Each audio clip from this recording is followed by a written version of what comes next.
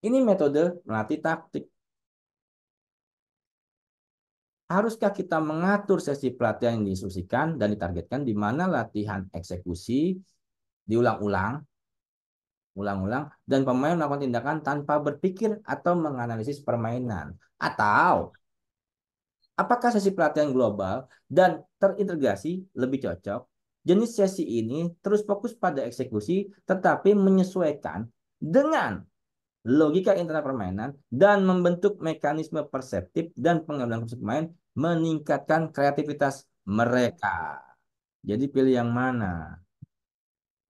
Yang selanjutnya, apakah kita menginginkan pemain dengan rentang pengalaman taktik yang sempit, yang perlu mencari arahan dari bangku cadangan untuk membuat keputusan, atau apakah kita menginginkan pemain yang mampu membaca permainan dan membuat keputusan berdasarkan apa yang telah mereka pelajari? Kalau memang teman-teman pilih yang hitam, metode model tradisional kerjakan kelompok teknik yang terpisah. Model kognitif pelatihan yang menggabungkan dan mengintegrasikan semua komponen berdasarkan situasi atau permainan nyata atau juego de real. Oke, sini ada pertanyaan soal metode melatih taktik. Ini dalam bicara taktik ya. Silakan. Coach, izin bertanya, Coach. Oke, Ih, silakan. dulu Gi. Saya sebat dulu ya. Oke, bentar. Ambil poin. Siapa yang nanya Farid? Tolong nanya yang berat Farid.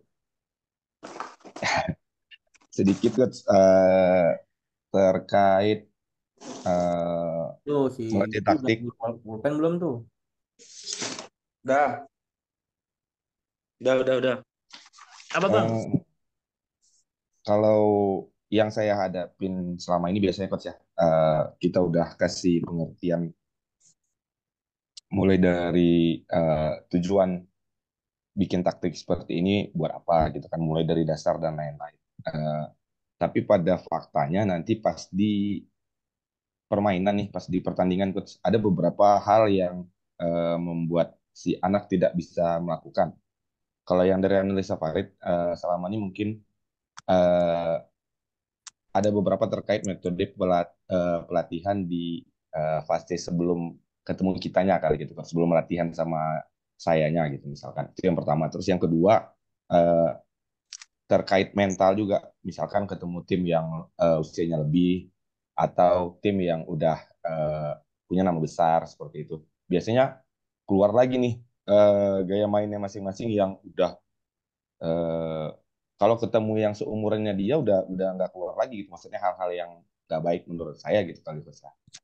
Saya seharusnya bisa memecahkan situasi A jadi nggak bisa. Itu tuh emang ada penghambat di mental kah atau gimana Coach? Atau memang latihannya yang masih sangat-sangat salah? Terima kasih Coach. Oke, terima kasih Bang Farid. Udah tak catat dulu. Oke, selain Bang Farid, mungkin ada yang mau bertanya lagi. Yang lain tak catat dulu. Saya tampung dulu pertanyaannya. Nampung yang banyak Gi. Jangan sedikit kita masa. Ya, Saya mau nanya Mas Gigi, oke Bang Ferli. Tak catat dulu. Siap. Oke. mau nanya gimana cara ngelatih orang ketiga ya. Jadi selama ini kendala saya kebanyakan pemain itu eh, nunggu dapat bola dulu baru mau gerak gitu. Sering ya saya ngelatih anak-anak Tahu saya SMA masih pertanyaan itu akan muncul. kebanyakan kayak gitu, nunggu dapat bola baru mau gerak. Mungkin itu sih. Oke. Saya catat dulu. Yuk, terima kasih. Oke, Bukannya sama. pernah nanya sama Adam. Sibuk, sibuk dia sibuk ngajar. Gitu. Ya, silakan yang lain. Ayo yang banyak lah. Pertanyaannya seru nih. Nanti kita biar bisa ngebedah personal attack nanti. Kita bikin ngerancang personal attack sendiri nanti. Oke, sudah 2 pertanyaan. Lagi silakan. Ya 30 lagi, jangan jangan 2, 30 lah. Yang penting jangan loncat-loncat ya, jangan loncat-loncat. Oke, nanti kalau loncat-loncat malah pusing sendiri. Yang Iya. sekiranya dalam pembahasan inilah.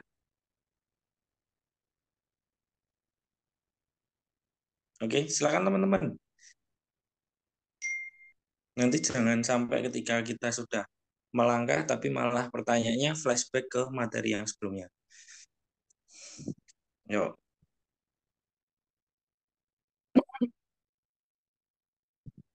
Ayo, yang banyak pertanyaannya. yuk, yang lain, yang lain. Mas Agus mungkin biasanya yang tanya Mas Agus kok. Iya, Mas Agus. Kamu udah saya jawab tadi masalah komunikasi. Oh iya, Iya, tanya lagi dong Mas Agus. ya. Gini ya teman-teman, kenapa kadang saya bisa cepat menjawab? Karena yang pertama, apa yang teman-teman alami itu pernah saya alami. Itu yang pertama, itu udah paling gampang itu dulu.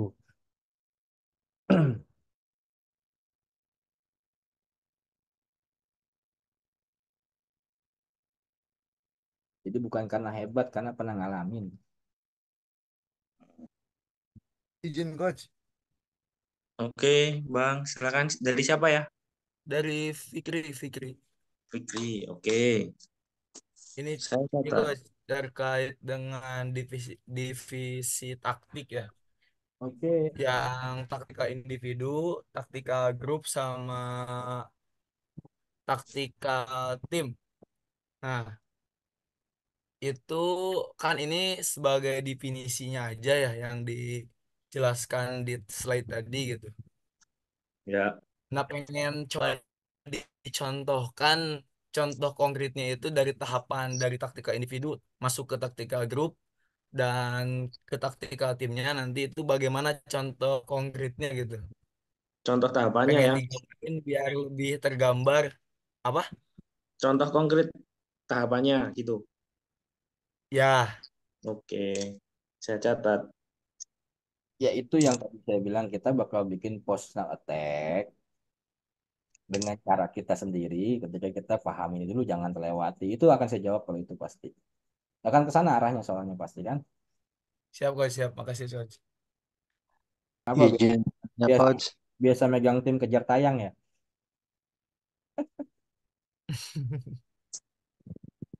Silakan silakan tanya. Oke, siapa lagi yang mau bertanya? Izin coach nanya. Oke, silakan. Dari siapa? Wisnu, Oke, silakan. ini nanya tentang divisi taktik coach. Kalau di sini kan ada taktik individu, taktik grup, sama taktik tim. Itu untuk melatih taktik individu, grup, sama tim itu ada fase usia tertentu atau bagaimana gitu. Kadang kita di lapangan pengen ngelatih taktik grup, tapi ternyata SDM-nya belum mampu gitu. Terus kalau kita paksakan juga kadang harus dari nol lagi gitu. Makanya kita kadang kebingungan di lapangan yang harusnya udah taktik grup ternyata masih taktik individu gitu kan. Tuh gimana tuh solusinya kira-kira gitu. Oke, Terima berarti kasih.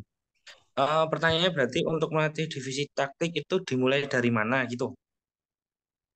Eh, Lebih ke fasenya sih umur apa sih usianya misalkan kalau kadang kan nggak sesuai dengan usia kan misalkan usia 16 harusnya kan kalau saya kadang-kadang udah taktik tim misalnya ini taktik tim ini sekian sekian sekian gitu kan ternyata mereka belum paham turun lagi taktik grup ternyata belum paham taktik individu itu kan sederhana sederhana banget karena itu ada standarnya nggak gitu tuh untuk ngelatih taktik individu taktik grup itu fase-fase usianya gitu biar kita bisa tahu divisi-divisi fasenya gitu.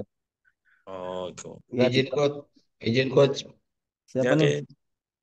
oke. Saya Makmur dari Garut. Garut, Milanis Garut.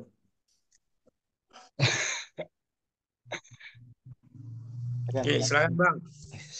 Iya, ini yang saya mau tanyakan. Ini kan taktik itu kan ada attack sama defense ya. Nah, itu untuk melatihnya sebaiknya gitu didahulukan dulu attackingnya atau defendingnya gitu. Kalau untuk anak usia dini gitu.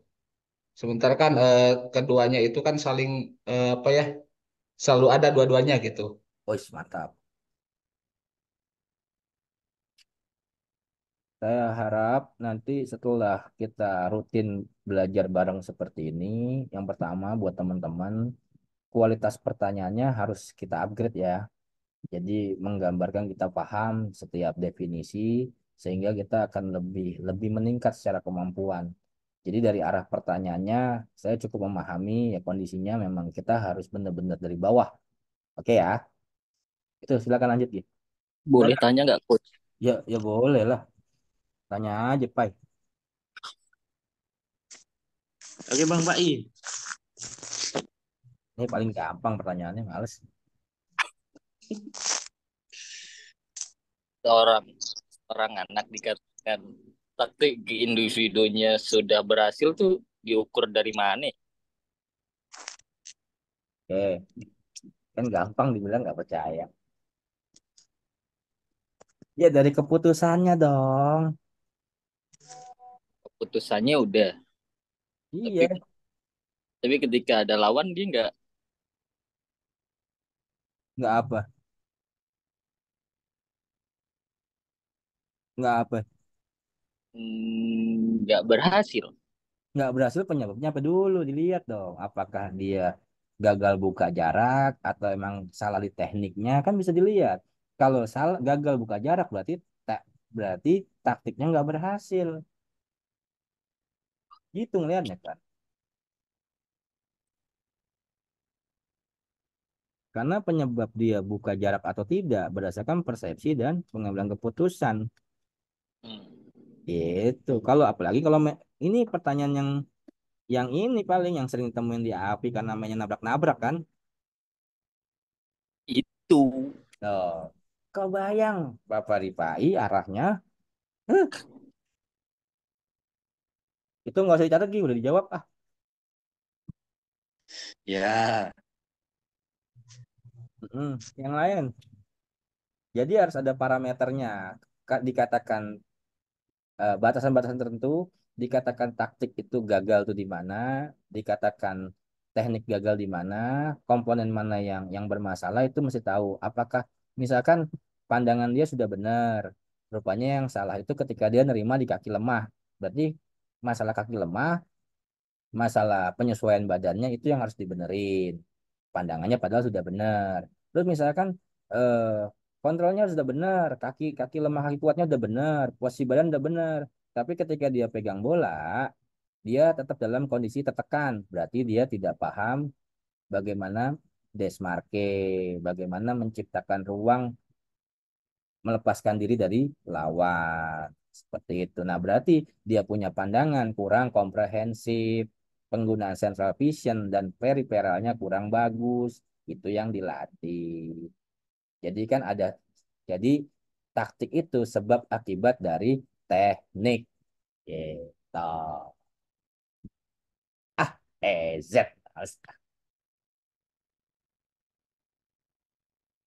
Silakan, yang lain. bukan yang lain. Ayolah, tanyalah, mumpung di sini nanti kalau udah kita ngegambar latihan nanti lupa yang begini-begini repot nih. Makanya jangan sibuk sama istilah, jadi nggak ketemu kan? Sibuk sama definisi sama filosofi. Untuk Oke, dari siapa? Taufik yang kesat. Siapa? Taufik Makassar.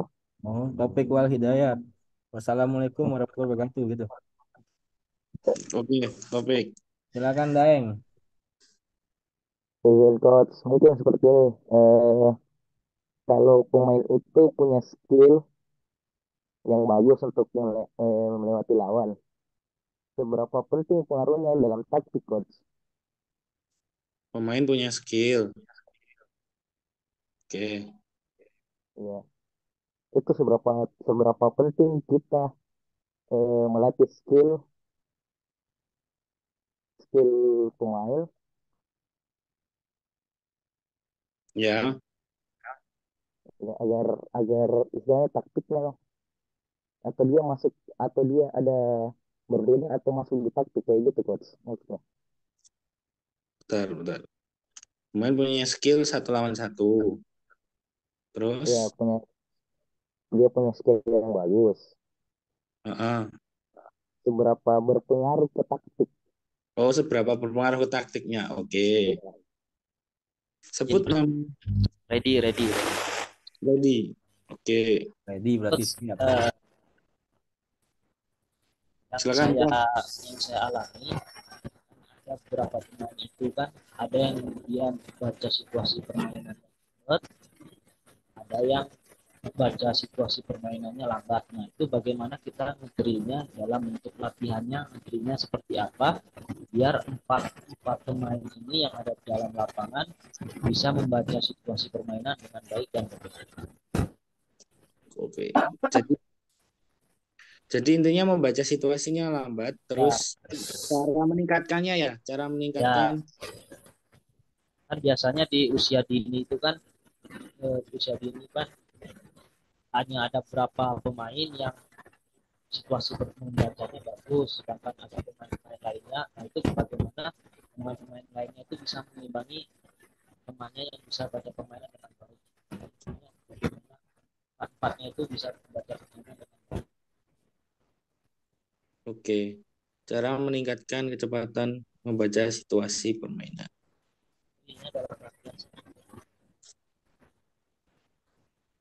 Oke, terima kasih Bang Redi. Izin tanya, Coach. Oke, silakan. Siapa?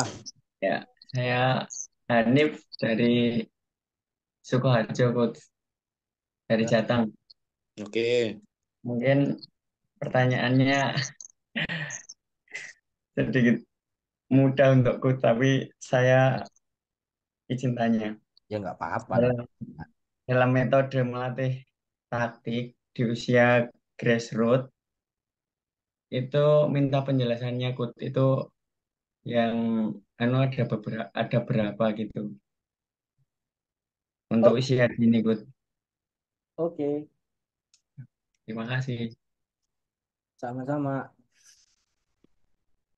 Bentar. Pertanyaannya apa, Bang?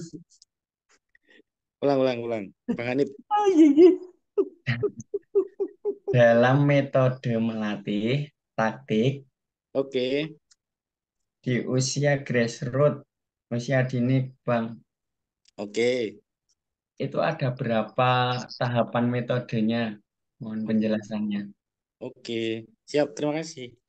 Nggak usah malu-malu namanya nanya, namanya diskusi. Jangan takut kita dianggap bodoh. Saya juga belajar, kita belajar sama-sama. Bukan berarti kita lebih pinter, enggak. Cuma kebetulan saya pernah mencari lebih dalam. Cuma itu aja.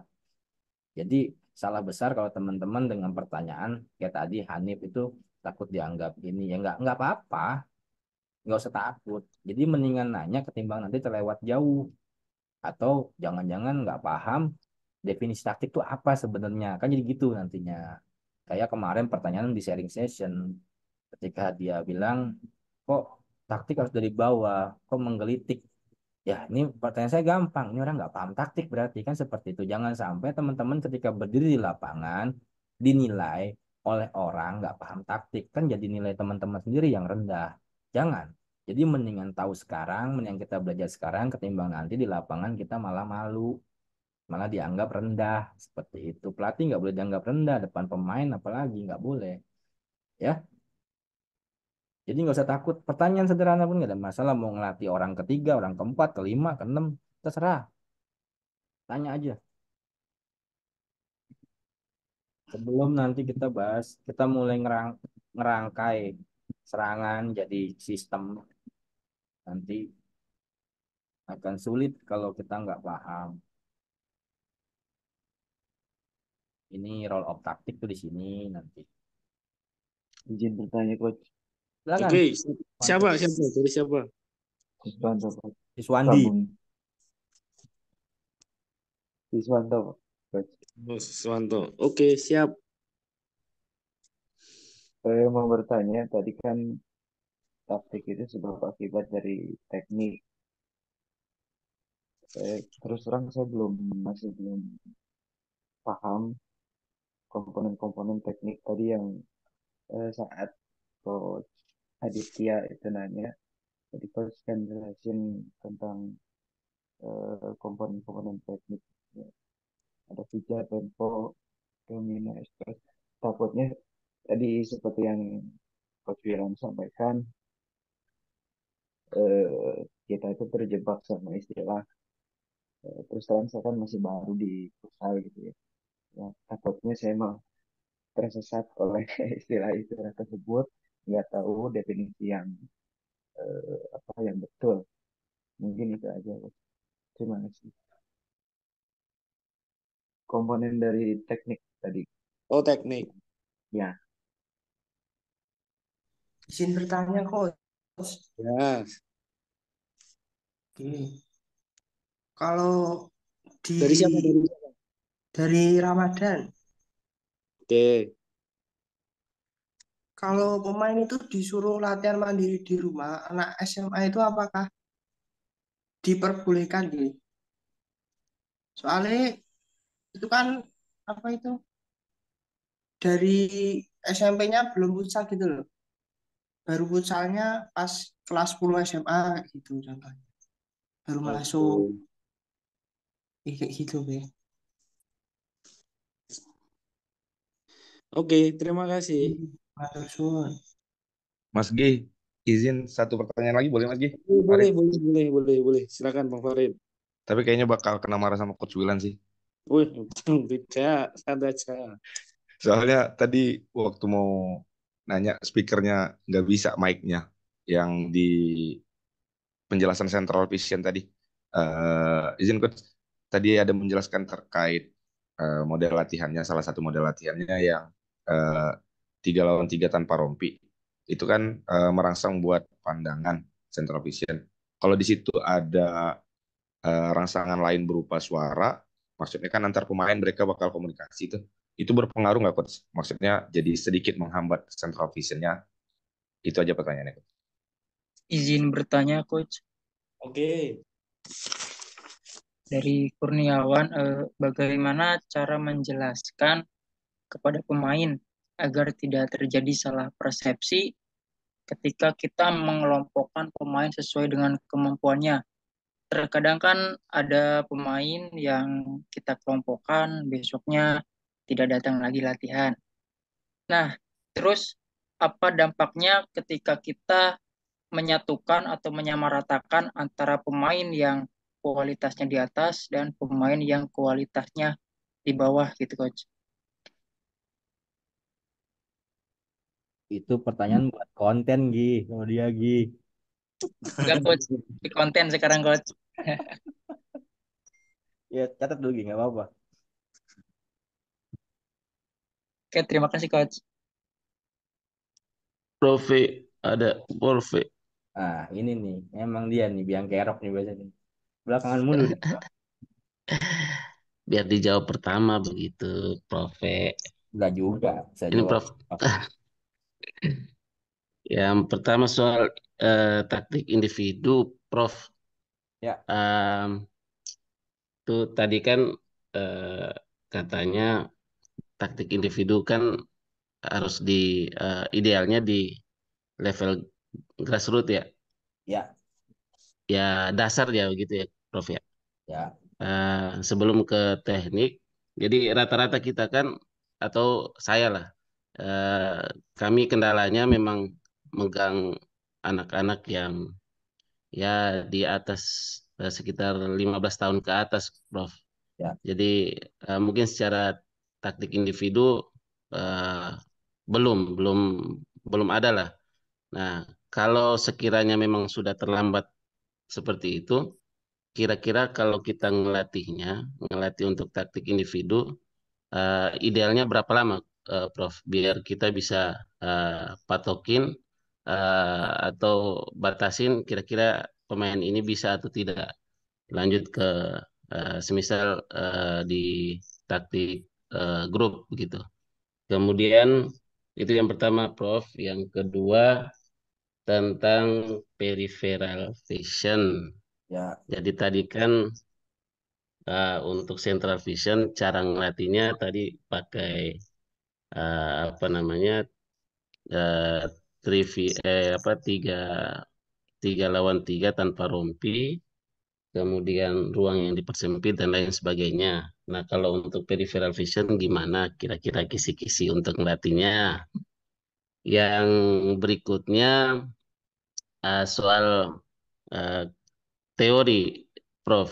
Eh, saya tertarik dengan apa dengan apa namanya konten-konten Prof yang menjelaskan pakai papan ketika ngelatih. Jadi ada sesi teori untuk pembekalan sebelum masuk ke apa namanya contoh di lapangan. Nah, idealnya atau bagusnya Prof, ini kami minta penguatan. Apakah eh, kelas teori itu baiknya kita khususkan seperti SBF sekarang ini bersama pemain ataukah kita gabungkan dengan apa dengan sesi latihan di lapangan? Nah, kalau semisal digabungkan dalam sesi latihan di lapangan, kira-kira berapa jam untuk yang coach alami, yang prof alami di IMFC untuk satu sesi latihan atau untuk satu hari latihan itu, satu jadwal latihan. Itu berapa jam kira-kira habisnya, Prof? Mungkin ini sudah pernah ditanyakan di minggu lalu, tapi saya perlu apa namanya penekanan lagi, Prof.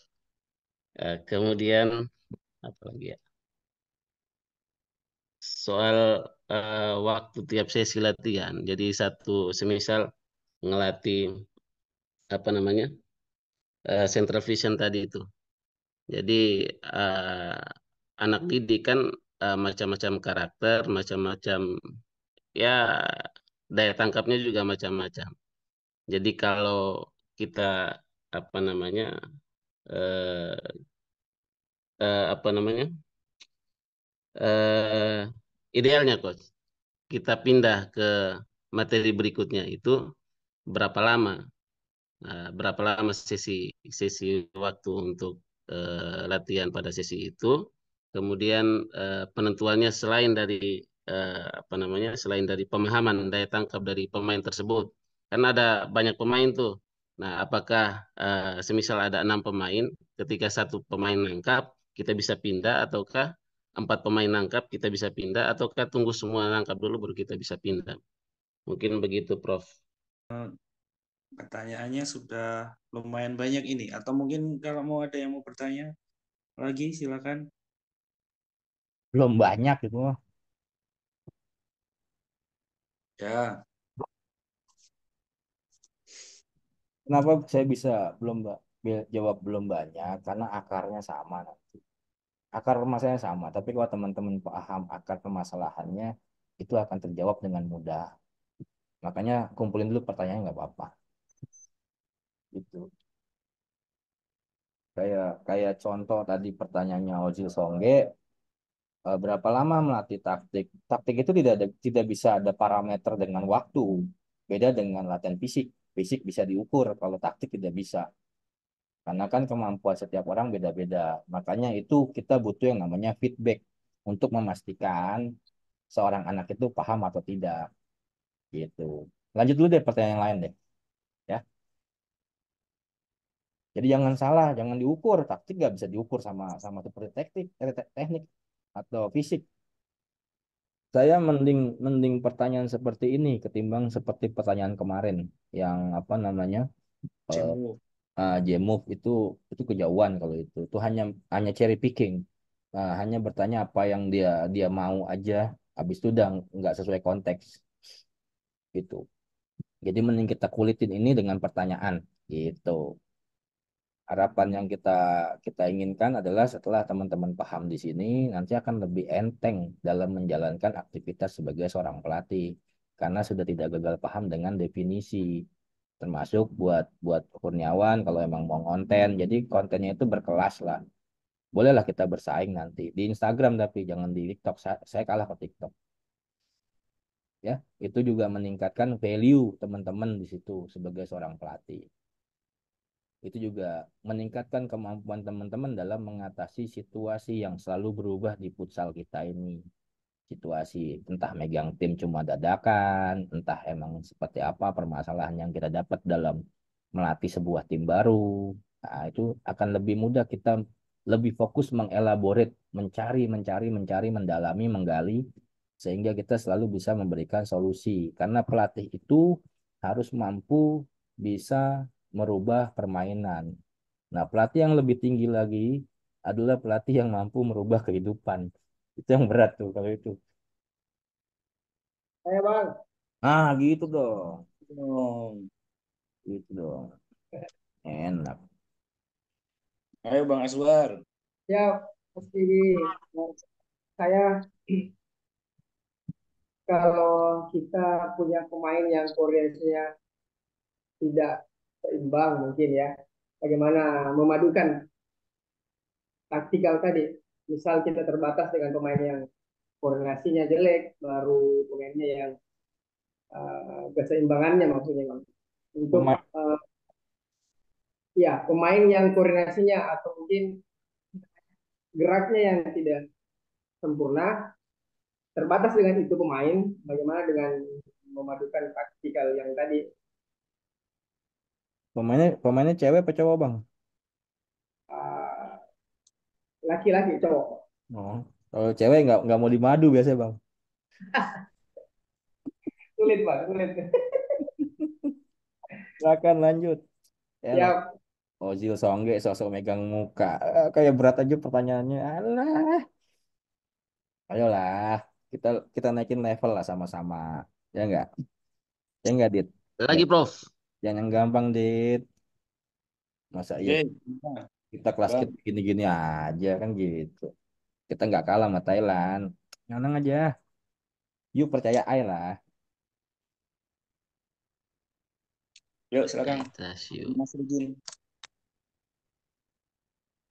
Prof, situasi pertandingan boleh nggak? Boleh. Oke.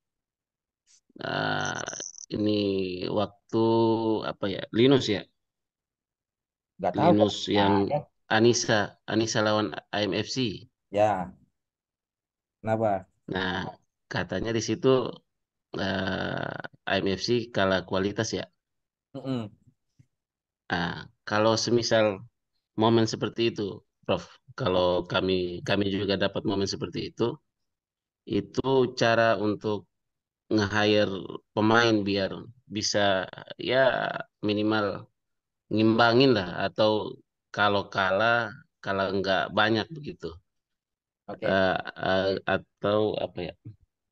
Saya juga pernah dalam posisi itu juga, Prof. Waktu di Jogja apa namanya? UGM FC itu juga sempat lawan Unair itu. Ya, mereka rata-rata juga kayaknya sudah banyak pengalaman lah. Jadi kita kalah segalanya. Ya. Sama juga kita pakai taktik model apapun itu juga tetap kalah lah begitu. Nah, kalau seperti itu gimana, Prof? Oke. Jadi banyak faktor. Yang pertama dibedakan dulu antara strategi dengan taktik. Gitu. Yang kita butuhkan kan adalah kalau pelatih itu hanya strategi. Taktik itu kan bagian-bagian penunjang jalannya strategi. Gitu. Nah, strategi ini perannya hanya 25%. Karena yang berada di lapangan itu pemain. Nah, pemain yang ada di lapangan kondisinya itu hari Kamis malam, lalu hari Rabu, hari sebelumnya mereka itu selalu main 2 kali Jakarta Depok.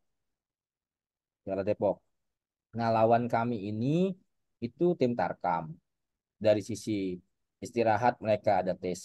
Ini bukan alasan ya. Ini kita coba coba coba komparasi.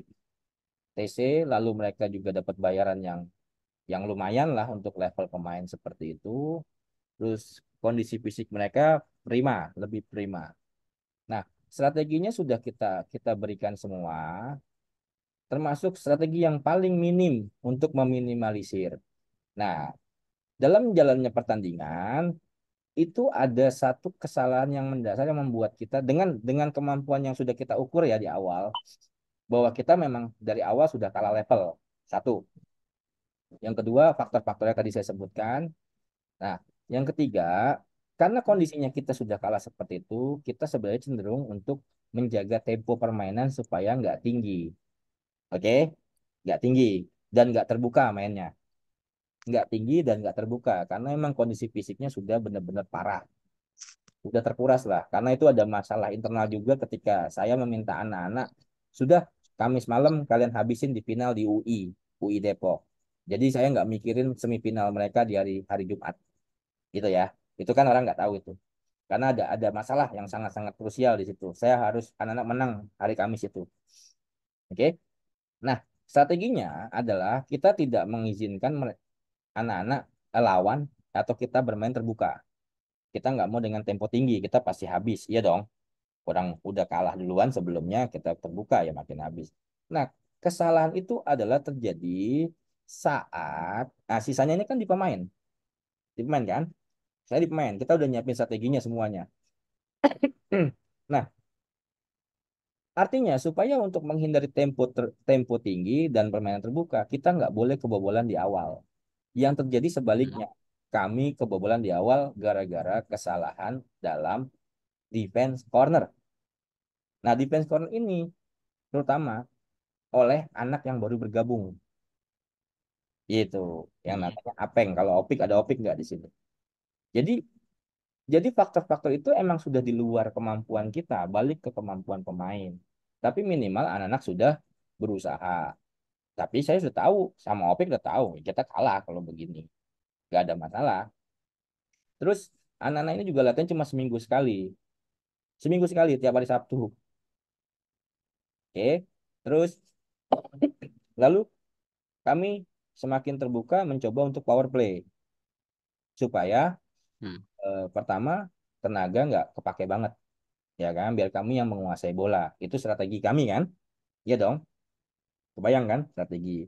Nah taktik di lapangan rupanya lawan mengcounter kembali dengan power play makin habislah kita gitu dengan kondisi mereka yang jauh-jauh lebih siap gitu jadi Memang paling masuk akal pakai power play ya, Prof. Ya? ya itu salah satu karena power play juga sudah kita latih. Ya kalaupun kita cuma defense doang ya bisa-bisa aja. Tapi kan ya mau gimana? Mau kita kalah cuma 1 atau 7 itu sama aja. Sama aja.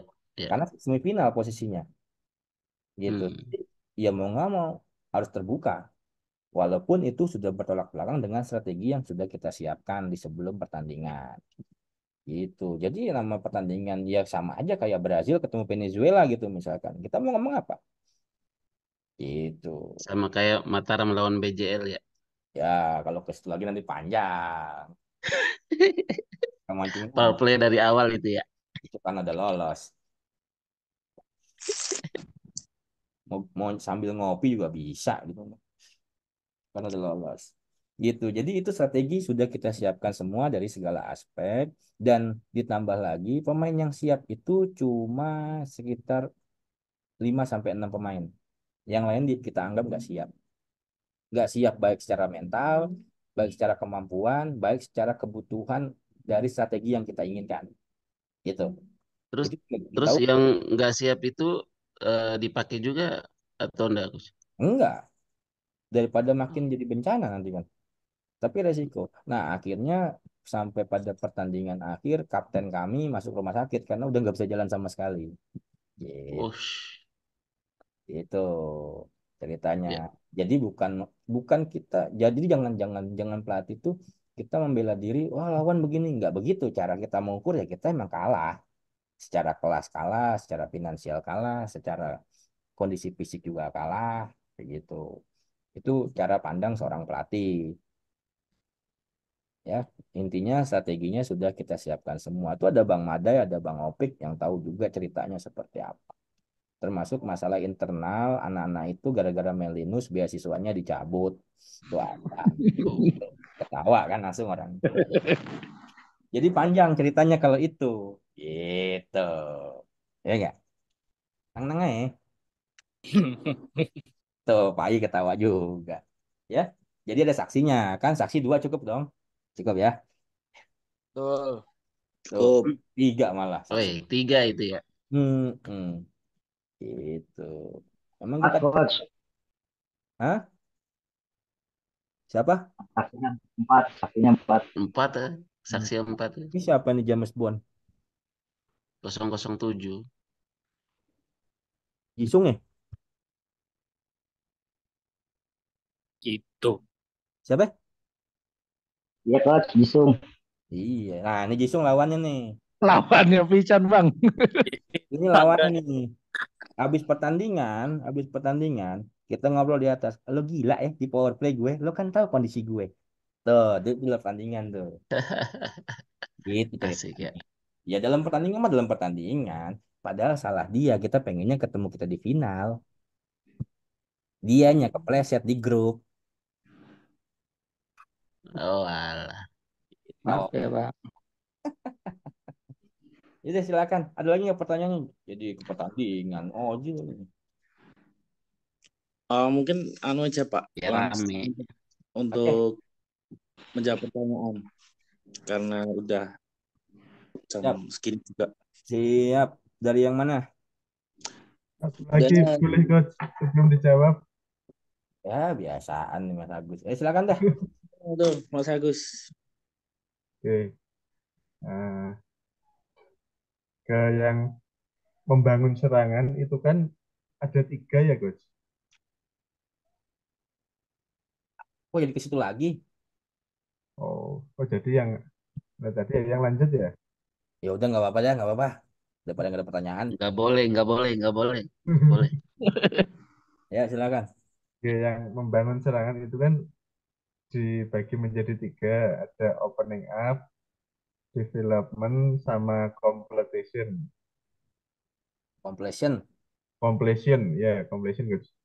Nah itu yang di development itu kan gerakan terkoordinasi yang dirancang untuk mencari cara menembus pertahanan lawan, penguasaan bola, lalu mencari situasi yang menguntungkan. Itu eh, mungkin untuk kisi-kisi mendesainnya seperti apa coach? Itu sama kayak pertanyaannya Fikri tadi itu. Ya, itu aja coach. Ya nggak ada bedanya pertanyaannya. Ya. Ya, siap coach. Oke. Dari yang mana Ki? Bebas. Yang dimulai dari Bang Farid. Pemain sudah dijelaskan, tetapi pemain tidak bisa melakukan materi latihan ketika berada di pertandingan. Kayak gitu. Terus ketika bermain dengan seumuran, muncul kebiasaan buruk yang didapat ketika dia berlatih di tempat sebelumnya. Satu Ki. Ya, itu Pak. Diulang lagi. Padat. Ya. Yang pertama apa tadi? Cara menjelaskan. Oke, dah saya tahu tuh. Oke. Nah, cara menjelaskan balik lagi. Farid dalam hal ini ketika pemain tidak nerima, apakah memunculkan feedback terhadap pemain supaya tahu interpretasi pemain terhadap materi yang kita berikan paham atau tidak. Dari jawaban dia, dari feedback itu sebenarnya sinyal bahwa anak itu memahami atau tidak. Yang pertama, yang kedua itu, yang pertama itu. Yang kedua, mungkin sini ada teman saya di sini saya pernah tanya, ketika ada sesi latihan saya yang gagal, maka pertanyaannya balik ke kita, ke diri kita. Kenapa ya tadi kita gagal? Kenapa ya nggak dapet? Jadi jangan ke pemain. Pemain itu kan nggak tahu gitu. Kita mungkin salah ngedrillnya. Kita mungkin salah ngambil titik paling dekatnya. Ya, sekali lagi kita kurang dapet ke titik paling dekatnya. Apakah masalahnya di pemahamannya? Apakah masalahnya emang dia nggak mau menerima kita atau menolak sepenuhnya? Itu bisa beda gitu. Apakah materi kita lebih cenderung ke model atau pendekatannya yang memang merangsang dia untuk menjawab situasi atau apa yang kita harapkan. Nah, sementara kan saya tidak tahu drillnya seperti apa. Jadi drill itu bisa diolah dari masalah-masalah tadi sehingga mereka bisa menjawab. Nah, menjawab di sini pun setiap anak akan berbeda. interpretasinya. Makanya kitanya yang harus punya parameter gitu. Si anak, oh dia ngerti kemampuan ini, dia ngerti soal ini jawab begini. Kelompok ini ngerti, kelompok ini enggak. Yang tua nggak ngerti, yang muda ngerti, misalkan seperti itu. Si ini nggak ngerti-ngerti gara-gara salah. Si ini ngerti tapi keputusan salah gara-gara eksekusinya. Si ini keputusannya bagus, ya, eksekusinya bagus. Ini tekniknya bagus tapi keputusannya jelek. Itu kan udah beda-beda di situ. Nah, kitanya yang harus jeli dalam melihat. Artinya, pendekatan atau cara ke setiap pemain bisa berbeda walaupun diberikan kasus yang sama. Saya ambil contoh. Saya ambil contoh. Saya misalkan tanya Mas Agus, Farid, dan Ozil Songge yang megang sendok. Ya kan? Contoh seperti itu. Saya tanya misalkan, kenapa kamu suka warna biru? Apakah jawaban Farid, Agus, Ozil akan sama? Ya, satu. Yang kedua, kita bicara persepsi. Farid, Agus, Ozil, coba lihat gunung di sana. Bagaimana pendapat kamu tentang gunung itu? Apakah akan sama jawabannya? Nah, faktor-faktor yang membedakan jawaban itu bisa ditarik pertama, misalkan dari latar belakang, dari tingkat pengetahuan, beda dengan orang yang pengalaman. Gitu. Kayak misalkan, kalau saya ditanya, bagaimana pendapat Anda tentang pare-pare? Sudah pasti saya kalah dengan Bang Azwar. Tapi Bang Azwar akan kalah sama saya pendapatnya soal Tanah Abang. Karena saya tahu di situ. Karena Bang Azwar tahu pare-pare. Kan begitu? Nah, kita harus mampu menelusuri hal itu sampai ke masing-masing pemain. Hingga pada batasan paling bawah dan paling atasnya di mana. Gitu. Artinya bisa di metode, bisa cara kita mengenal pemain, yang makanya di awal itu sharing session, hal yang paling penting adalah teman-teman harus tahu bahwa di setiap tubuh manusia terdapat struktur-struktur yang kompleks. Terkait nggak sekarang jadinya? Ya, faktor-faktor itu harus masuk. Misalkan anak kecil, Bang Aswar main sama si Swanto misalkan. Ah, saya nggak mau main sama dia. Masalahnya apa? Tapi kan kita harus bagaimana membuat Bang Aswar dengan si Swanto ini main bareng. Kan seperti itu.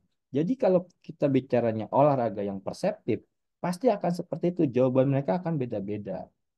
Saya pernah juga memberikan pertanyaan. Oke, anak-anak, saya kasih pertanyaan, tolong tulis di papan. Mereka tulis. Jawaban mereka pun beda-beda.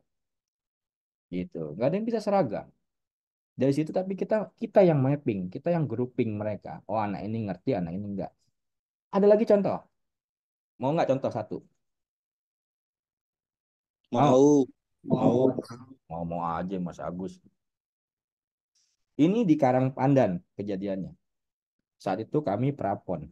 Prapon nggak jadi saya. Ya kan? Saya kasih pertanyaan sederhana. Sekarang saya tanya sama Farid, sama Mas Agus, sama Ozil Songge, sama Zen, sama Siswanto, sama Taufik, sama Adit, sama Azwar, sama siapa lagi yang kelihatan? Sama Hanif, sama Kurniawan, sama Guru Gozali, Riza segala macam, Makmur, Milan Ale, ya kan? Albar, oke, sama yang lain-lain lah ya. Ya, sebut semua banyak juga. Pertanyaannya sederhana, ya. Tapi teman-teman harus jawab. Sekarang saya kasih pertanyaan satu aja. Ini terkait dengan perseptif. Kalau teman-teman dapat uang 100 juta, apa yang teman-teman lakukan? Coba jawab. Sumbangin. Aduh, beda-beda nggak? Beda-beda, Coach. Beda. Nah, Beda-beda coach. di situ pemain saya minta untuk presentasi. Mereka maju ke depan, ya namanya maju ke depan masuk ke dalam kan gitu kan. Kalau keluar ke Luar. nah, Nggak tahu. nggak tahu kan. Jangan Keluar. ya. Nah, saat anak-anak itu presentasi, Farid, itu kelihatan. Ini ada masih ada yang di sini dalam nih. Kalau saya pertama akan kasih ini. saya akan beli sepatu Nike. Ada yang begitu jawabannya. Kalau saya akan beli tiket umroh buat ibu saya. Hmm. Saya ambil contoh yang paling teman-teman tahu lah ya. Faisal Gondrong saat itu.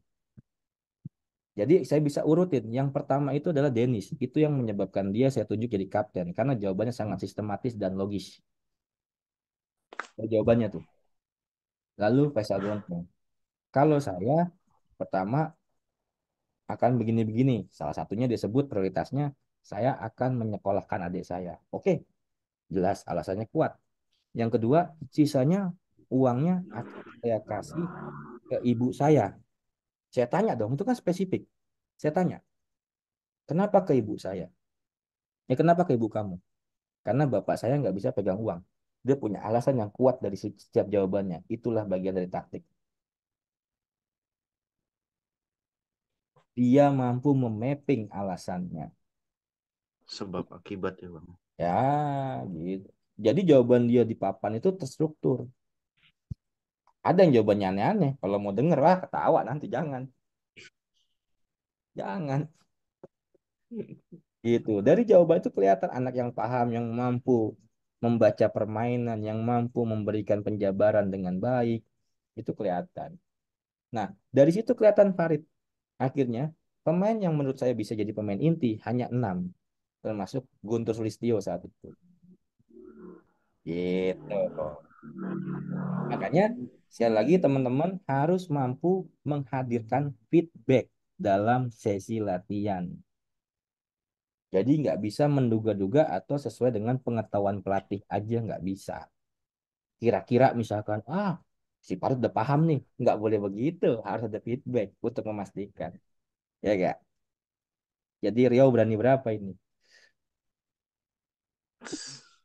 Nggak berani gitu. Kalau yang saya temuin maksudnya gini kan, beberapa kasus yang terjadi, mereka bisa melakukannya kalau maksudnya ini udah dikasih alasan ya kenapa bikin seperti ini, terus Ya, pergerakan ya, seperti ini ya. fungsinya buat apa gitu kan. Itu kan Nah, kelanjutannya, itu kelanjutannya. Oke. ah, Nah, balik lagi di drillnya. Saya bilang tadi makanya clue-nya sudah ada sebenarnya. Di strukturnya ada nggak rasa emosinya, ya, rasa marahnya, rasa sosiometrisnya, kebersamaannya. Di drillnya ada tidak? Atau tekanan itu memang diciptakan atau tidak di latihan? Rasa lelahnya diciptakan tidak dalam latihan?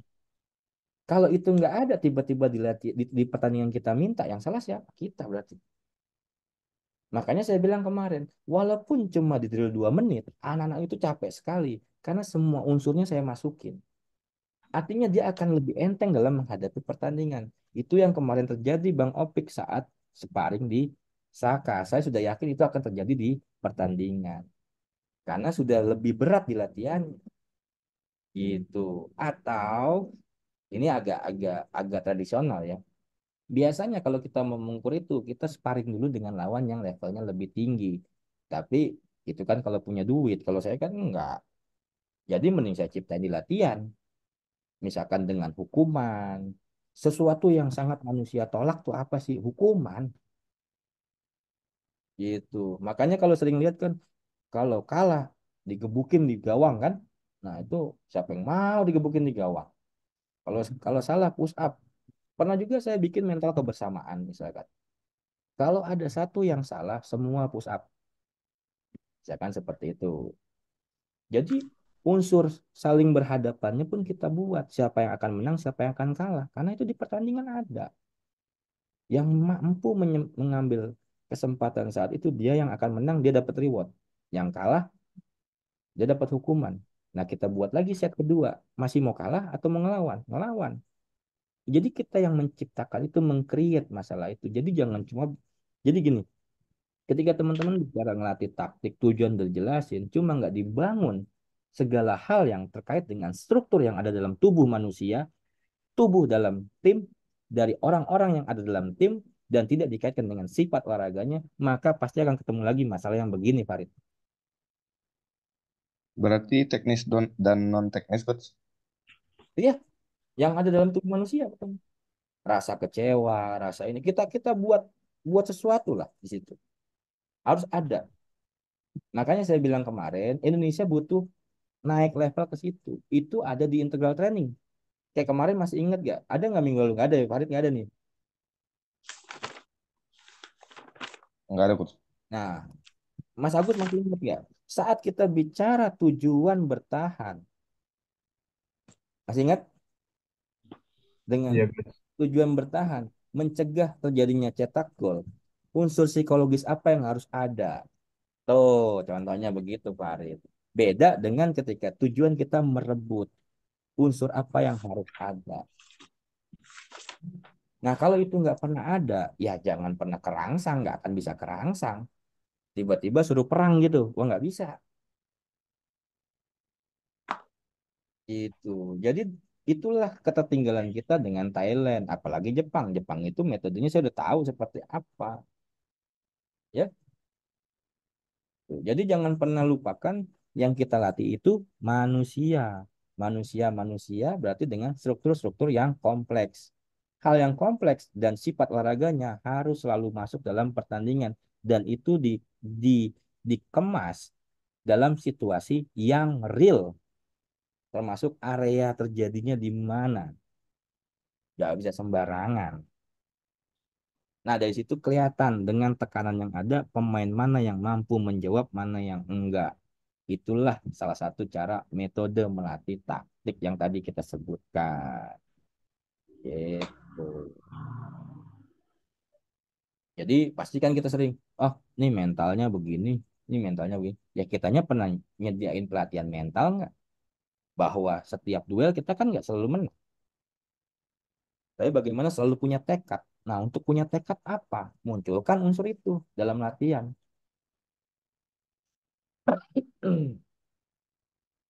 Gitu. Tadi apa lagi? Satu lagi pertanyaan Farid. Ih, Eh, Terkait central vision tadi, kalau seandainya ada rangsangan suara, itu mengganggu apa enggak, Coach? ya. Central vision itu kan kalau kita mau ngambilnya mata, kenapa lari ke kuping, Farid? Iya, paham, Coach. Maksudnya kalau seandainya, kan itu secara otomatis si anak bakal teriak-teriak tuh, minta bola dan lain-lain. Itu bakal mengganggu nggak? Maksudnya kita bikin peraturan berikutnya tidak boleh bersuara kah gitu, misalkan untuk membantu, apa Iya, perlu atau natural gini saja? gini gini, tergantung tergantung fokusnya. Kalau kalau suara itu kan balik dari perseptif, seperti yang di belakang, informasi dari yang belakang. Kan seperti itu. Nah, kalau kalau dalam defense itu masih oke. Angkor dan kiper boleh membantu dengan suara. Itu sebabnya komunikasi nonverbal itu 70% ketimbang verbal. Kalau suara itu, suara misalkan saya tadinya mau maju gara-gara suara jadi ragu, atau saya mau maju, saya belum maju gara-gara suara. Momen saya hilang di situ. Itu setipis itu nanti. Tapi kalau kita cuma fokus mau merangsang central vision, jangan libatkan unsur lain yang membuat central visionnya tidak terangsang. Sama seperti tadi, kalau kita mau merangsang central vision, jangan libatkan periferal. Gitu. Gak masalah pakai suara, tapi kita lihat dasar keputusannya karena apa yang dilihat, apa karena suara. Itu kan bisa kelihatan dari situ. Oh, ini keputusan karena suara, bukan karena dia ngelihat. Dan kita tahu sudutnya 18 derajat. Kalau misalkan dia begini, oh berarti dia nggak ngelihat tuh. Nah, tinggal bawa garisan aja ke lapangan kan biar tahu berapa derajat. Gitu. Silakan. Ih, Zil, pertanyaannya nggak ada yang lain apa? Oke, ini melatih orang ketiga, Pak. Orang ketiga, ya susah juga. Kalau ada yang bilang yang ketiga itu setan, kita ngelatih setan gimana ini? Orang ketiga, Pak. Iya, Ya, menyakitkan, Pak, orang ketiga. curhat malah. Ush, ya saja. Nah, Sadis, Mas. seberapa penting orang ketiga? Ayo, mana Albar? Ya pilih pilih saya bantu apa nanya Adam? Dibantu coach lah. Iya, maka jawabnya dulu. Yuk buat opsi passing dari yang pegang bola, coach. Kalau yang ditanya model, nggak akan bisa ketemu kalau arahnya dari model. Tapi kalau kita tahu permainan logikanya, itu akan dengan mudah kita buat drillnya. Satu, ya. Jadi tetap logikanya dulu. Pengaruh dalam permainan seperti apa, ya kan? Seperti itu. Jadi kalau kita fokusnya hanya model, nggak akan ketemu. Nah, nanti bisa bisa bisa gerakin orang ketiga, tapi nggak ngerti kelanjutannya sama aja kan. Nah, yang paling penting adalah pertama logika. Alasan geraknya apa? Itu dulu. Kalau misalkan saya seperti ini, kalau ngelatihnya doang mah gampang, mau model kayak gimana juga nggak ada masalah. Gitu. Ya. Nah, biasanya urutannya itu yang pertama kita mengenalkan dulu gerakannya. Ya, satu berarti conocer el movimiento. Satu, kenalkan. Dua, detailnya seperti apa. Tiga, masuk dalam dengan lawan. Masih belum stabil nih, unstable. Maksudnya lawannya masih pasif segala macam. Nanti baru dengan lebih rumit. Itu contoh caranya ya, kenalkan dulu. Nah, tercer hombre ini seperti ini, di mana sih yang disebut orang ketiga? Kalau ini ada empat, ada tiga orang seperti ini, orang ketiganya yang mana? Atau misalkan kita pakai orang keempat kalau perlu. Tuh, di mana orang ketiganya? Hmm? Itu dulu pertanyaannya. Saya agak putar dulu ya, biar ngerti bahwa ada orang keempat juga, nggak harus orang ketiga. Orang kelima juga ada.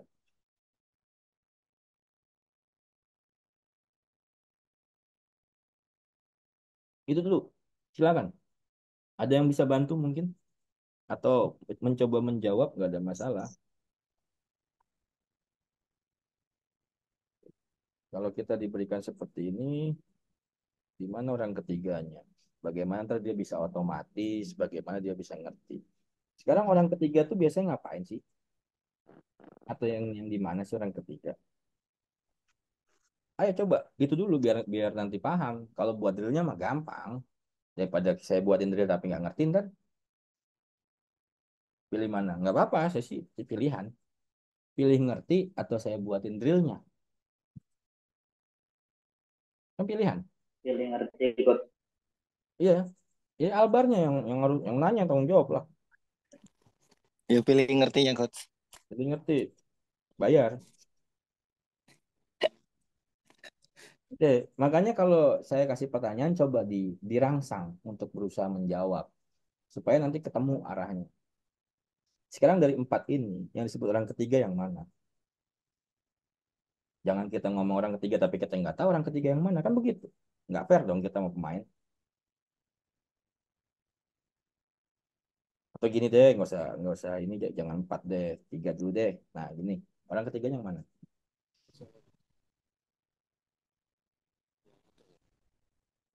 Tergantung dia ngelepas bola yang kemana sih. Misal, good, jawabannya lumayan. Saya sini. Berarti orang ketiganya ini, itu kan? Ya. Ya. Kan enak kalau kayak gitu. Terus biasanya masalahnya orang ini maunya gerak kalau terima bola dulu. Ya. Oke, jadi problem. Terus saya sambil di atas agak susah nih bentar.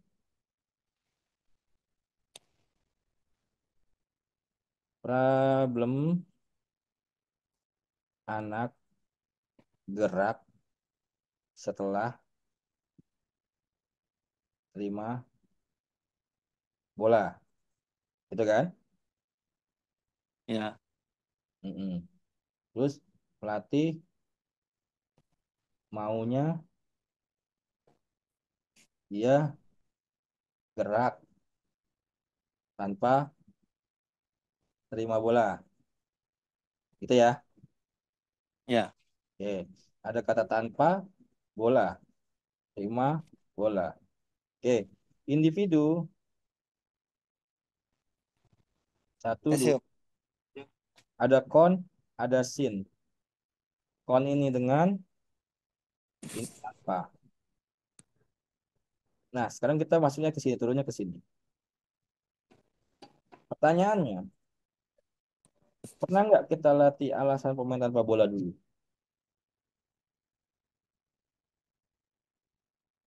Satu, itu. Terus logika atau tugas pemain tanpa bola itu apa? Atau logika gerak deh, yang gampangnya. Berdasarkan apa?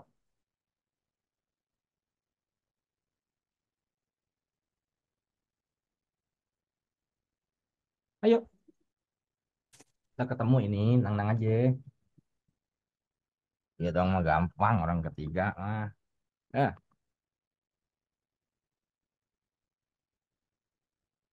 ayo, itu dulu. Kalau Albarnya nggak sanggup atau belum mampu menjawab ini, ya jangan salahin kalau pemain nggak sanggup kan gitu. Ini dulu yang harus dipecahkan. Logikanya si pemain tanpa bola itu gimana? Geraknya harus bagaimana? Kenapa dia harus bergerak tanpa bola? Apa yang dituju? Gitu. Apa yang jadi bahan pertimbangan dia bergerak? Masalah dia geraknya kemana? Itu harus punya alasan, kan gitu. Oke? Apa yang jadi Jadi bahan pertimbangan?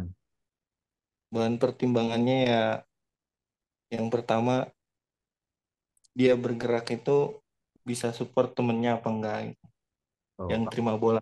kalau support nggak bicara terserah ombre, beda nanti. Nah, perlu tahu dulu, ini kan masuk ke taktik individual juga untuk dianya, untuk yang nggak pegang bola. Contoh seperti ini. Makanya nanti lebih lebih detailnya ketika kita masuk taktik individual dan Los Fundamentos Ofensivos ini. Misalkan ada namanya korte atau cut atau potong, gitu ya. Iya. Oke, ini kan jenis gerakan. Lalu yang jadi pertimbangan si anak dalam pertandingan sebagai unsur taktik individual, apa aja tactical consideration-nya?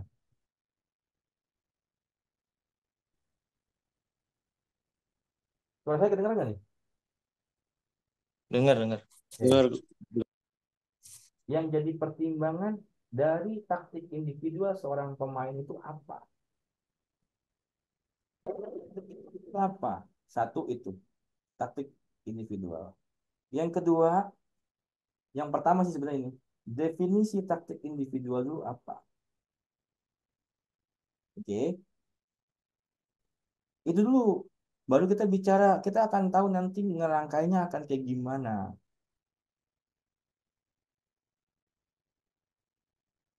Kalau kita nggak paham, maka kita nggak akan bisa ngedrillnya. Kalau niru doang, ya nggak akan ngerti kita. Niru doang mah gampang. Kalau niru doang, belum tentu pemainnya ngerti. Kan begitu. Bahwa di sini aksi setiap pemain ada motif. Gampangnya gitu kan? Ada alasan. Nah, yang menjadi alasan nanti kaitannya dengan pertimbangan. Pertimbangan dalam taktik individual apa aja yang harus dilihat oleh seorang individu sehingga dia harus bergerak sebagai orang ketiga atau bergerak dia ke depan atau dia bergerak ke samping. Apa aja kira-kira yang jadi pertimbangan ini? Ini akan menguatkan kita pada penjelasan di sesi materi nanti ke pemain atau sesi teori, sorry. ke pemain. Karena kita punya teori yang kuat, dasar yang kuat untuk menjelaskan pemain sehingga dia akan dengan sukarela dan dengan kuat teorinya, dengan kuat landasannya melakukan gerakan orang ketiga gitu karena diberikan dasar yang jelas. Nah, sekarang pertanyaannya ketika definisi sudah dapat, pertimbangan taktik individualnya apa? Anggap korte ini atau memotong ini itu bagian dari taktik individual. Jadi pertimbangannya apa ya? Yang membuat dia menjadi memutuskan untuk memotong ke sini atau jadi third man gitu. Apa? Ada yang bisa bantu? Saya saya bukan nggak mau ngasih jawaban ya, tapi kalau teman-teman saya kasih jawaban, nanti nggak kerangsang.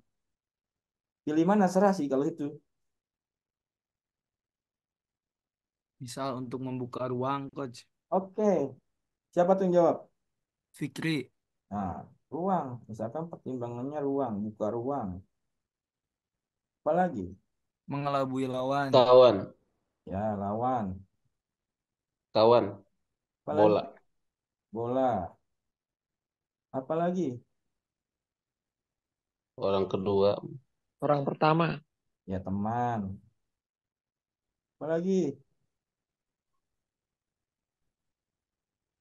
Jalur passing, Pak. Hah? Orang pertama, Coach. Ya, itu lawan, lawan. Lawan teman, mau orang pertama, orang kedua, orang ketiga nggak ngaruh. Intinya ada pertimbangannya dulu. Masalah nanti outputnya mau mau jadi orang ketiga, mau dia korte, mau dia sobre position, mau dia kortinya, mau pantaya, semua akarnya sama. Tuh, gitu Bar. Itu yang akan mengarah ke dinamis karena jawabannya akan banyak kalau paham ini. Tapi kalau saya langsung mengerucut ke tertier hombre, ke orang ketiga, maka jawabannya cuma tertier hombre tanpa tahu yang lain. Gitu Tino arahnya. Paham nggak? Makanya ini juga sekaligus pertanyaannya Zen kemarin siapa gitu yang saya kasih lihat. Kenapa anak ini bisa dinamis? Ya itu dasarnya. Walaupun dengan kemampuan motor yang jelek gitu. Teman, apalagi kira-kira yang jadi pertimbangan? Ayo, ayo. Jalur passing. Ya, satu Gawang, arah ke gawang. arah ke gawang. Apalagi? Ayo, Pedet-pedet, ya. ayo apalagi? Hah? Pertimbangan taktik individual. Apalagi? Ayo, ayo, ayo, ayo, ayo, ayo. Wah, banyak tuh. Waduh.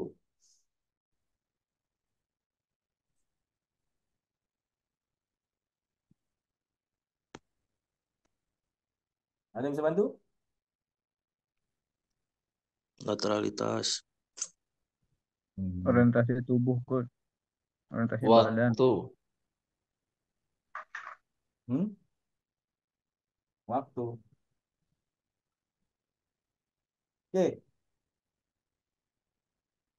kalau saya kasih clue ya, kalau kita paham atau pemain kita paham pertimbangan atas aksi mereka, jawabannya akan bisa banyak tuh dari setiap individu. Satu, tapi kalau kita hanya fokus pada statement, maka jangan berharap pemain kita akan dinamis, akan mampu menjawab setiap masalah. Padahal akarnya sama. Oke, saya coba masuk ke sini sekarang. Saya kasih lawan dalam permainan. Aduh, iPad-nya bentar sebentar.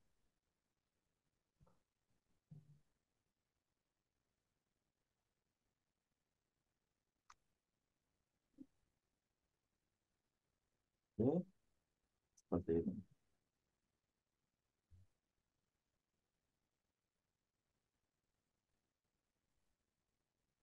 Misalkan seperti ini.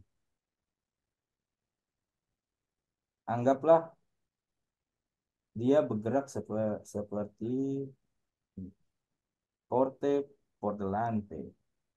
Misalkan seperti itu. Anggap ini Albar. Oke. Nah, si Albar ini bergerak ke sini.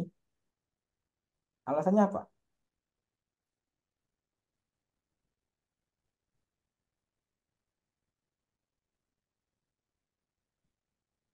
Halo? Pada tidur apa gimana nih? Mencari jalur passing untuk teman Jalur passing. opsi selanjutnya. Oke, sabar, atu-atu. Atu-atu. Pertama, kalau di sini menjadi opsi untuk ini kan? Wall pass. Opsi passing. Opsi passing dulu lah, support lah. Ya. Oke. Kalau misalkan lewat sini, Opsi blok. opsi blok passing juga. tergantung pada kalau lawannya begini perlu blok nggak? Enggak. Enggak. Oh, paham gue. Oke. Nah, kalau saya nomorin sekarang, alasan sini sama sini satu apa? Kenapa harus ke sini? Kenapa ke sini? Yang kedua apa? Kenapa ke sini? Ini dasar pertimbangannya berdasarkan situasi permainan. Tekanan lawan. Apa? Tekanan lawan. Iya. Kontrol bolanya. Ini dulu lihat dulu makanya satu ini alasan Albar bergerak nomor satu ini walaupun sama-sama korte, walaupun tindakan sama-sama korte, ya atau ada keinginan membawa lawan beda lagi nih. Ini tiga tuh membawa lawan. Oke, ini blok 4. Ini Cortina 5. 6 sobre position 7 pantaya. Oke. 8 diagonale. 9 paralela. Jadi banyak gak? Iya, Banyak. Banyak, Pak. Yang bisa menjawab adalah pemain. Dengan dasar apa? Kalau dasarnya kuat, mereka bisa lakukan ke-9-9-nya. Nggak cuma jadi orang ketiga. Bayang sampai sini? Bayang gue. Mau nggak punya pemain begini? Mau. Saya emang nggak mau, orang pemain cuma bidak.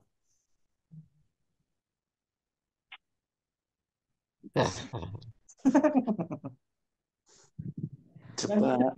Nanti Ayo, Mas Agus. Oke. Nah, apapun jawabannya itulah taktik individual. Tapi sebelum sampai ke situ, logikanya harus dapat, faktor-faktor pertimbangannya tadi harus mampu dikuasai oleh pelatih. Itu. Makanya pemain bisa dinamis. Ya, jadi alasannya bergerak dulu. Contoh, kita ambil nomor 1. Nomor 1 seperti ini. Kenapa dia di sini? Itu adalah terkait dengan prinsip umum permainan. Permainan dalam hal ini tujuan menyerang nomor 2. 2. 2. 2. Ya enggak? Cakep ya? Cakep. Apa tujuan menyerang nomor 2, teman-teman? Progresi. Progresi. Ini sebut entreline. Ini motong. Ini entreline. Nah, di sini kalau dia bisa pindah di sini, maka dalam unsur progresi ada apa kemarin? Superioridad numerik, menang jumlah orang. Nah, menang jumlah orang bisa dengan apa? Dengan wall pass kah? Dengan anti blocking, dengan ini, dengan ini. Dasarnya apa ini? Yang ini sekarang. Dasarnya apa? Kalau yang pertama prinsip permainan dasarnya ini apa nih? Sekarang dasarnya apa? Dasarnya adalah lawan. lawan. Ketiga, teman. Oh, ya enggak. Di area mana? Oh, 8 kali 8. Ya, di drillnya. Ya, gampang ini mah. Kalau misalkan lagi, contoh. Contoh. Belum masuk ruang tadi ya. Nih yang keempat ruang sekarang. Kalau saya, ini Albar, bergerak. Si lawan ini ada kemungkinan diam nggak? Ada. Ada. Kalau dia diam, Albar akan free di sini. Ya dong? Iya. Dengan alasan ruang tadi. Penciptaan ruang. Lalu penempatan ruang. Yang ketiga apa? Pemanfaatan. Pemanfaatan. Dalam konsep ruang ada 3. Tuh, kalau ini bisa diceritakan ke pemain, dia akan ngerti. Kenapa begini? Oh iya ya, nggak harus terima bola kan. Dengan nggak terima bola aja, saya bisa. Itu bisa disebut nanti namanya decoy atau damiran. Itu. Damiran ini Seni. tertinggi dalam tipuan. Anjay. Dasarnya dimulai dari mana taktik? Dari 4 yang tadi. Orientasi badan. Apalagi? Lateralidad. Lateralidad. Central vision, Peripheral vision. Peripheral vision. Dari apa yang dia lihat. Semakin banyak yang ditangkap sama dia, semakin banyak informasi yang masuk akan berpengaruh terhadap keputusan. Nah, keputusan ini yang menjadi taktik apakah dia bergerak ke sini, ke sini, ke sini. Kalau misalkan badannya Albar ngadep sini, ya jangan berharap bisa ngatasin masalah ini. Kan gitu. Ya enggak? Iya, Bang. Nah, jadi kalau kita ngedrill, nah ini ngedrillnya nih, unsur-unsur tadi harus masuk. Pemahaman harus masuk. Contoh, awal, jadi ngedrill no saya. Payah nih Albar. Nih, contoh. Contoh. Pengenalan geraknya dulu kan tadi. Kita buat di sini. Contoh, ini ada kon, ada kon, ada kon. Main passing, dibuat dulu passing, terus dia motong. Atau misalkan dia passing, yang pertama tadi ya, passing, ini lebar, ini masuk. Misalkan seperti itu. Tapi tahu dulu alasannya apa. Ini kan baru pengenalan gerak, ya. Atau dia passing, ini potong, ini geser, keluar, ini potong. Tuh, tas, tas. Ya enggak, ada drillnya kan saya pernah share itu. Kebayang soal pengenalan geraknya? Kebayang, kebayang, ingat, ingat. Oke. Nah, kalau udah dikenalan gerak, kita masuk pada detail-detailnya. Bagaimana untuk bisa masuk pada detailnya? Ya, misalkan dengan lawan. Atau di area berapa biasa terjadi. Itu. Misalkan terjadi di sini. Inilah ya. Bentar. Kita mau ambil begini atau gimana? Bebas dah.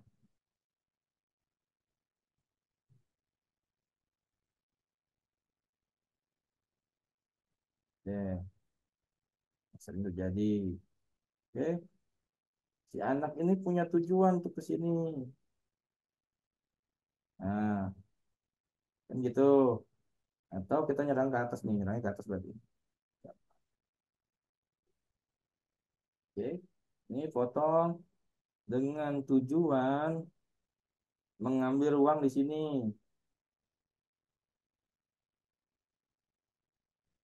kan? Ini di sini. Kan begitu. Motong kan ya di sini sebagai orang ketiga. Nah, yang jadi pertimbangan dia kan nggak cuma gerakan, tapi adalah apa di sini? Ini apa nih? Yil, Ruang, ruang. ada alasan. Nah, supaya ini tercapai, supaya ini tercapai, teman-teman di sini bisa nandain dengan kolom atau dengan aturan. Kalau kalian bisa dapat ini seperti ini dengan satu sentuhan, maka poin kalian adalah dapat 3 misalkan. Gitu. Atau logikanya lagi kita bantu. Logikanya nih, ke pemain kita bantu. Saat bola di sini, ini masuknya di strong area atau weak? Strong. Oke. Jadi begini, bilang sama pemain. Jadi begini adik-adik, saat lawan lagi di sini, maka jumlah lawan akan banyak di sebelah Kiri. Kiri. Nah, kebanyakan kan seperti itu. Nah, kalau anak ini diantarkan logikanya, kalau lagi banyak lawan di sini, kalau saya ke sini, kan bisa free. Masa nggak mau kamu ngambil yang free di sisi lemah? Gitu. Jadi dia akan melakukan kalau itu. Tanpa harus terima bola. Sekarang kita bandingkan lagi. Sekarang kamu mending, misalkan ya ini logikanya aja ya, mending ambil ruang kosong tapi dengan kondisi free, atau kamu terima bola tapi kamu berhadapan dengan lawan. Anak itu akan menjawab apa kira-kira? Ruang kosong. Kondisi free. Ya free dong. Kan begitu caranya. Itu. Jadi itu yang harus dilakukan Bar. Jangan mau Oke, tanya. Logika di balik ini semua. Tuh.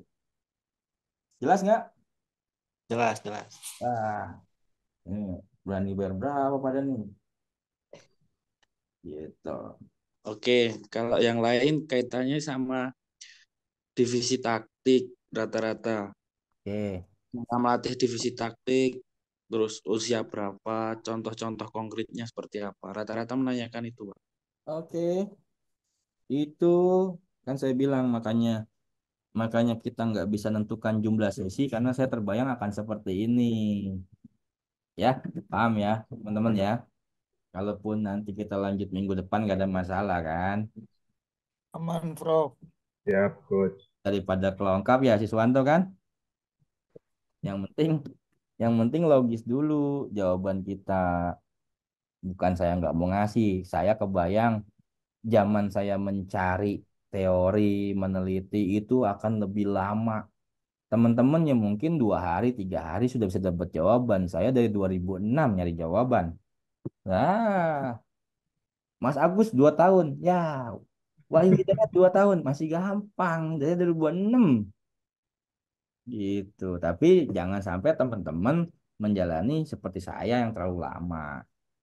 Itu pada akhirnya untuk berkarir pun, aduh, udahlah, saya pikir begitu.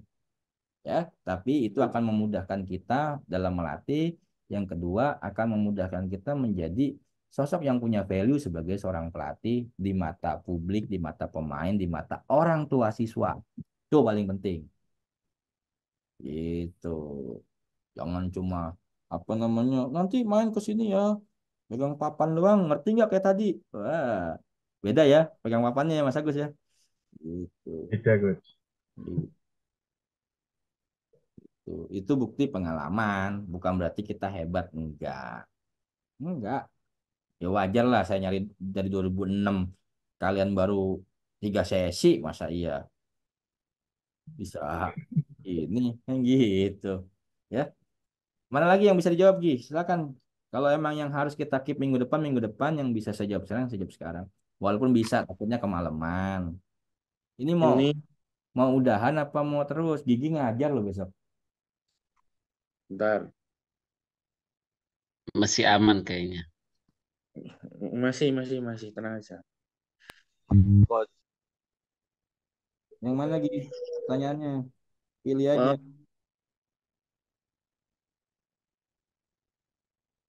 ini tadi ada yang Rata-rata ini sih Pak, oh nanya ini tuh divisi taktik. Jangan rata-rata. Rata-rata mah Peripheral passion. ya kenapa? Oh Periferal tuh kenapa periferal? ya itu tadi. Kisi-kisi dong, Prof. Melatih periferal. Anjir. Periferal aja sama. Periferal kan indikator cuma warna sama gerak. Itu aja. Kalau kalau misalkan central vision itu pakai warna, nggak pakai dengan warna yang sama, ya periferal kasih rompi aja juga dapat periferal dengan area yang lebih kecil aja.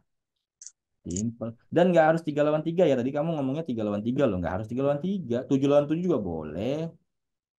Itu. Yang penting gini, ketika kita paham definisinya dan pengaruhnya, oh iya ya, periferal itu acuannya warna sama gerak, berarti saya harus ngerangsang itu. Bagaimana bisa lihat ke samping, berarti areanya diperkecil. Kalau kamu bisa passing ke orang yang di samping kamu, atas dasar penggunaan periferal, itu, maka tim lawan akan push up, misalkan seperti itu. Gitu. Jadi banyak hal untuk perangkat. Yang penting berangkat dari definisi dulu. Lalu pengaruh dalam permainan. Di situ baru kita ketemu drillnya seperti apa. Oke, saya lanjut sedikit aja. Nanti kita mungkin ada pengulangan minggu depan karena saya melihat teman-teman juga mungkin perlu istirahat dan ada hal-hal yang sangat menurut saya ini panjang, panjang. Balik dari dari pertanyaan tadi. Oke, oke. Kita ambil yang gampang di sini. Gampang di sini.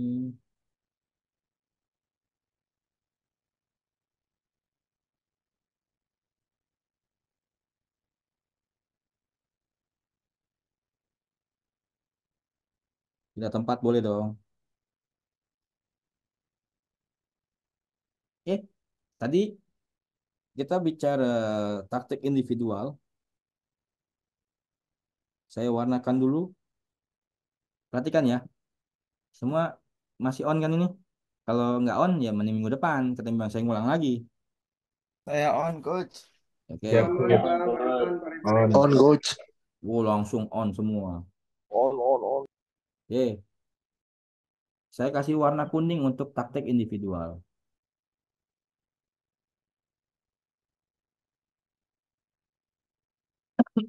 Ada berapa kemungkinan taktik individual di sini?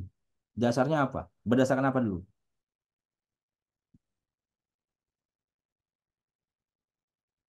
Kepemilikan bola. Ya, yang ini dengan bola, tanpa, tanpa. Tanpa bola. Oke, dengan, tanpa, ada apa aja? Turunin semua. Ini gambaran aja ya, ini semua. Jelas untuk individual. Nah, faktor-faktor pembentuknya ada 4. Tadi saya ulang lagi kan? Ya, lateral lidat, kemampuan ekstremitas tubuh. Ini nanti sebenarnya sih bahasannya. Yang kedua itu orientasi badan, peripheral vision, dominio campo visual, pandangan central vision. Ini yang akan membuat dia punya keputusan nanti. Apakah dia dengan finta, apakah dengan dribbling nanti, dengan dribbling, dengan finta segala macam, apakah dengan vihar, itu bisa beda-beda. Nah, tindakan dari masing-masing ini, makanya tadi saya bilang, secara individu tidak boleh terpisah dengan apa yang ada dalam taktik grup nantinya ketika bangun taktik grup. Artinya ketika sekarang kita masuk merah, kalau kita mau mengawinkan ini, mengawinkan ini 2 orang, mengawinkan ini 3 orang, apa yang bisa kita lakukan dengan ini? Apa aja yang bisa kita lakukan? Itu juga tergantung pada kemampuan motor si anak. Ya enggak? Kemampuan teknik si anak. Kebutuhan yang terkait dengan prinsip-prinsip umum permainan enggak? Iya. Nah, apakah nanti saya hapus di sini? Apakah si anak ini nanti perlu begini untuk adanya profundidat? Apakah anak perlu dia habis passing dia ke sini untuk adanya amplitude? Apakah anak ketika dia passing ke sini dia melebar? Sorry, lawan yang dipassing. Sing pelanggaran tuh. Terus seperti ini dia melebar. Ini amplitude.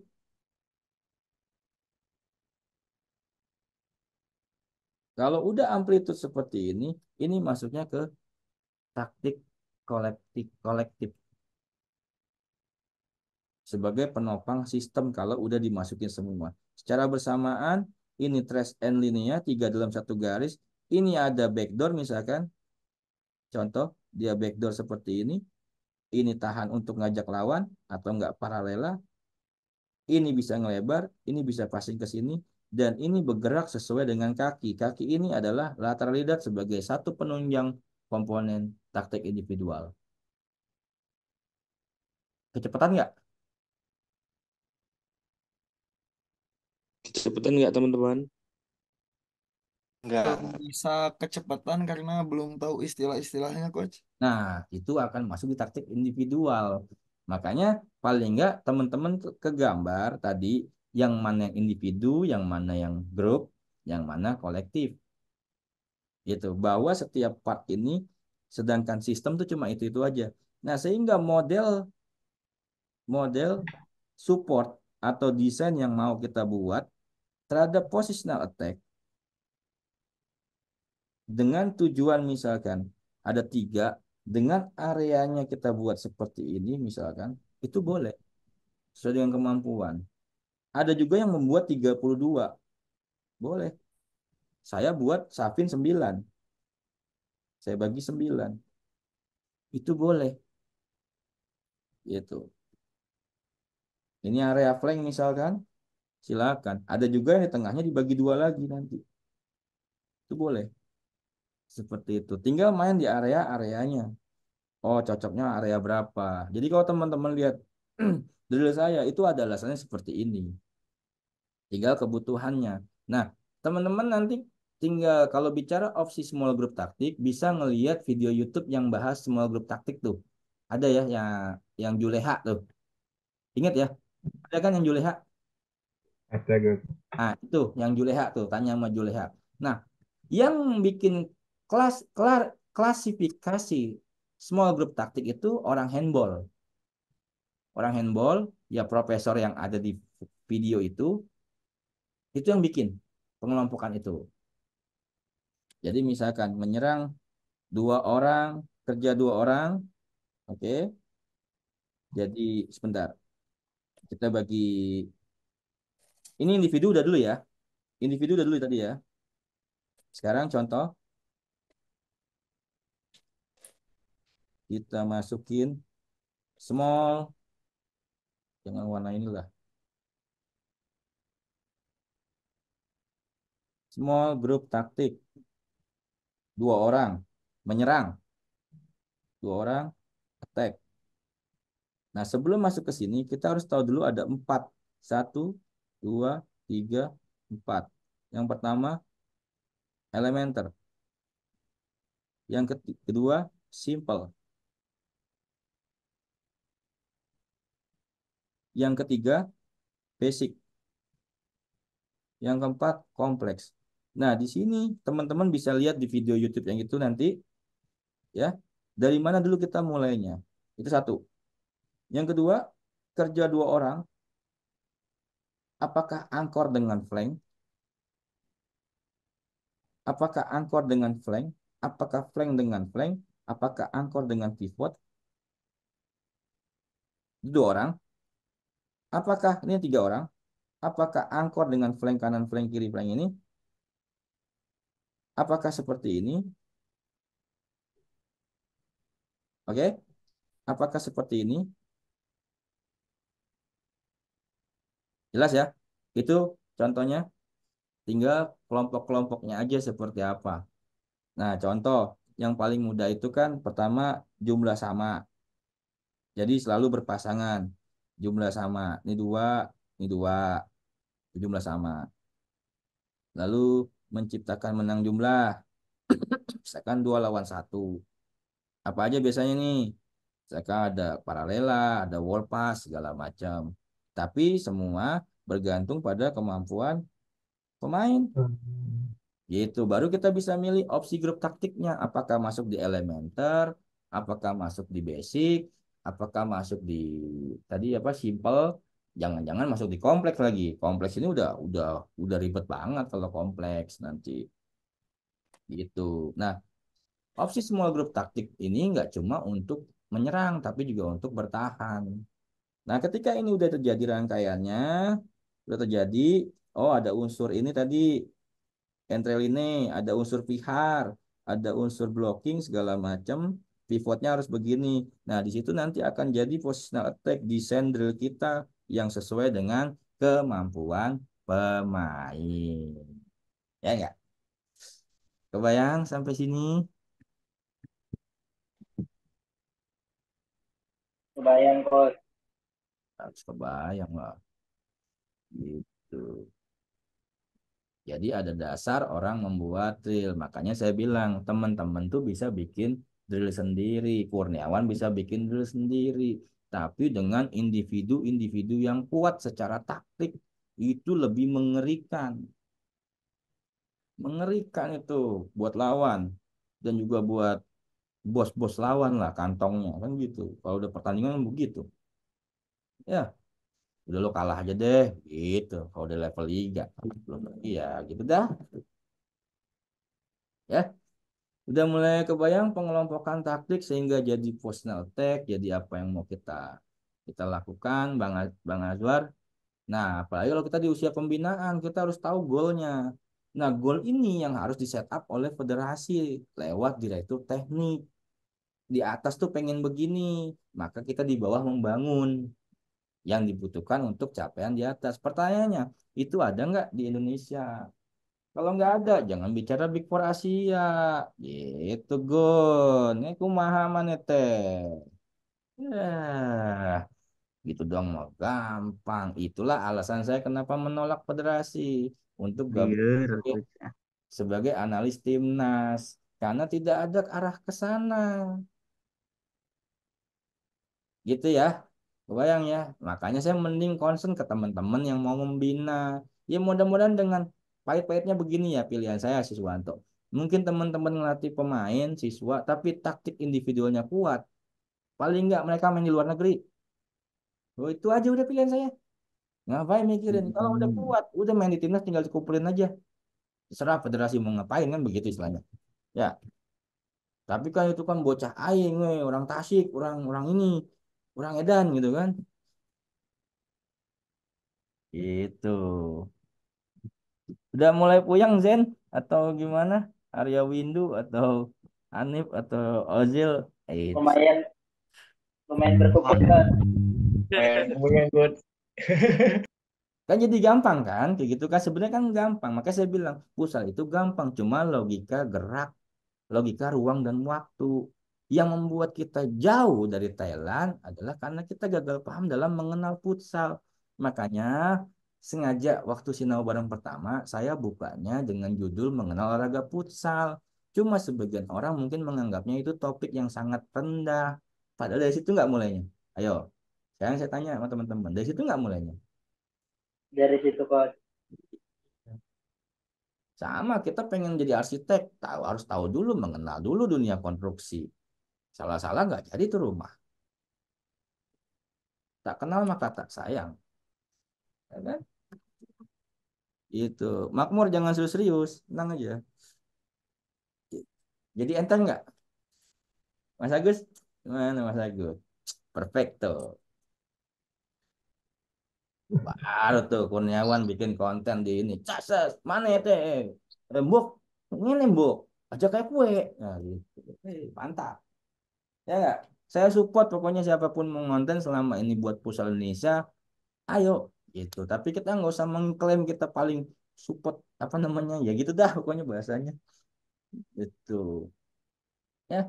Ya, konten kenapa saya ini baru muncul awal tahun ini kenapa? Sebenarnya saya disuruh udah lama kayak gini. Cuma saya bentuk keresahan aja. Kalau ini udah boleh saya tutup ya rekornya ya. Nanti takutnya kemana-mana pembahasannya. Karena berkaitan. Ya, intinya taktiknya minggu depan kita bahas. Tutup dulu lagi. Kita kalau saya share yang lain